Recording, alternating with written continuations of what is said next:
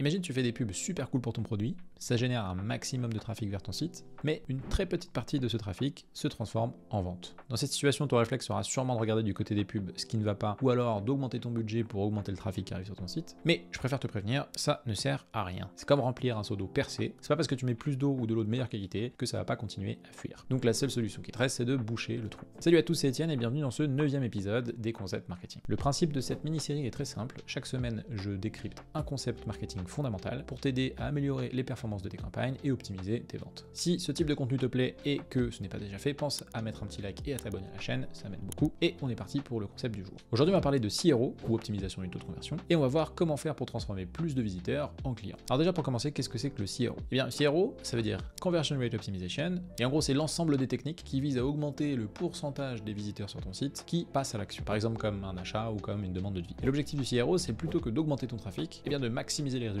sur les visiteurs que tu as déjà acquis. Et intégrer le CRO dans sa stratégie marketing, c'est crucial parce que acquérir des visiteurs coûte très cher. Donc optimiser leur expérience pour qu'ils achètent ou s'inscrivent une fois qu'ils sont sur ton site, c'est rentabiliser chaque euro investi en acquisition. Je vais te donner un exemple pour que ce soit un peu plus parlant. Imagine que tu vends des produits qui coûtent 100 € et que tu dépenses 1 € pour générer une visite sur ton site. En admettant que tu as un taux de conversion de 1%, ce que ça veut dire c'est que pour 100 visites, tu auras une vente, donc ton coût par conversion sera de 100 €. Mais vu que tu vends des produits qui coûtent 100 €, donc on peut dire que ton panier moyen c'est de 100 €, eh bien ton ROAS, donc retour sur investissement publicitaire, sera de 100 divisé par 100, 1. En gros, tu investis 1 € en pub, tu génères 1 € de vente.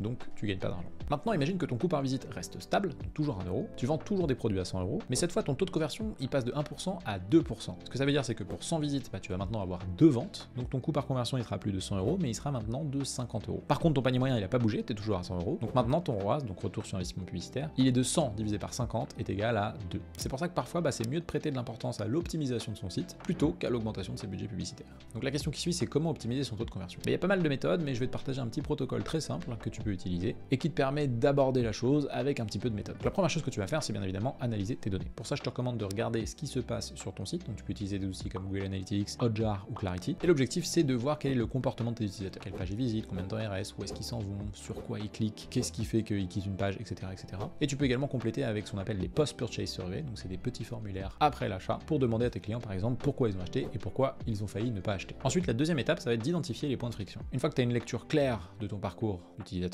eh bien, tu vas pouvoir identifier là où ça bloque. L'idée c'est d'avoir tout un tas d'indicateurs, par exemple comme le taux de rebond, le taux d'ajout au panier, ce type de choses, pour pouvoir te dire est-ce que c'est bon ou pas par rapport au benchmark, et donc voir là où potentiellement tu perds des gens. Par exemple, tu peux avoir une page produit qui met trop de temps à charger, ou alors un formulaire d'inscription qui est trop long, et donc ça peut déchauffer les gens et leur donner envie de partir. La troisième étape, ça va être de proposer des améliorations. Une fois que tu as identifié la source du problème, eh bien il faut le résoudre, et donc là tu vas formuler des hypothèses. Par exemple, s'il n'y a pas beaucoup de gens qui ajoutent au panier, peut-être que une des hypothèses c'est que le bouton ajout au panier n'est pas suffisamment visible, donc tu peux suggérer de mettre un bouton plus en évidence, ou alors de mettre ce qu'on appelle un sticky add to cart, c'est-à-dire que peu importe où tu es sur la page, eh bien tu as toujours le petit bouton ajout au panier qui reste. Ensuite, la quatrième étape, ça va être de tester, donc pour ça, je t'invite à mettre en place ce qu'on appelle les tests AB. Si tu ne sais pas ce que c'est, je t'invite à regarder ma précédente vidéo des concepts marketing qui traite exactement de ce sujet. Et enfin, la cinquième et la dernière étape, ça va être d'analyser les résultats de ton test pour voir si ton hypothèse se confirme et de déployer à grande échelle l'optimisation que tu as mise en place si les résultats sont meilleurs que la version historique.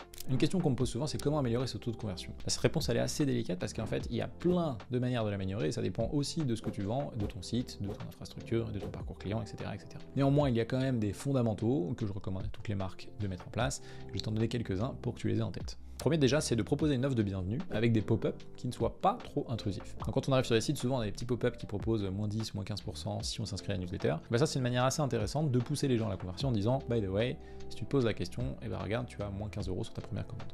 Deuxième manière de pousser à la conversion, c'est d'ajouter des notions d'urgence. Par exemple, pendant des périodes comme Black Friday et autres, tu peux mettre un petit compteur avec l'offre limitée dans le temps jusqu'à X. Ou alors tu peux même jouer la carte de la rareté en disant qu'il n'y a plus que Y produits en stock. Troisième recommandation pour améliorer ton taux de conversion, c'est de simplifier au maximum le checkout. Donc ça, l'idée c'est de te dire dans mon parcours de conversion, qu'est-ce qui est essentiel et qu'est-ce que je peux éliminer. Et souviens-toi que chaque clic supplémentaire pour une personne avant la conversion, l'éloigne de l'acte de conversion. Il y a des plateformes qui proposent notamment ce qu'on appelle des one-click purchase, qui permettent de finaliser l'achat sans avoir avoir à passer par toute la case, remplir ses infos, etc. Et sinon, je te recommande aussi de mettre en place ce qu'on appelle le guest checkout, c'est-à-dire pouvoir acheter juste en mettant son email. Un autre élément fondamental, c'est de mettre en avant beaucoup de réassurance, donc en l'occurrence avec des avis clients, des photos des produits, voire même des vidéos d'unboxing qui expliquent et qui montrent à l'utilisateur qui ne te connaît pas et qui t'a découvert avec une pub qu'est-ce qui est contenu dans ton produit une fois qu'il le recevra chez lui. Et enfin, si tu veux aller un peu plus loin et notamment augmenter ton panier moyen, eh bien tu peux ajouter des recommandations personnalisées, soit directement sur ta page produit, par exemple les acheteurs vont aussi aimer tel produit, ou alors directement dans ton cart slide, donc c'est-à-dire quand quelqu'un ajoute au panier, proposer, suggérer d'ajouter tel ou tel produit parce que ça permet de débloquer une réduction ou parce que c'est complémentaire dans le cadre d'une routine, etc.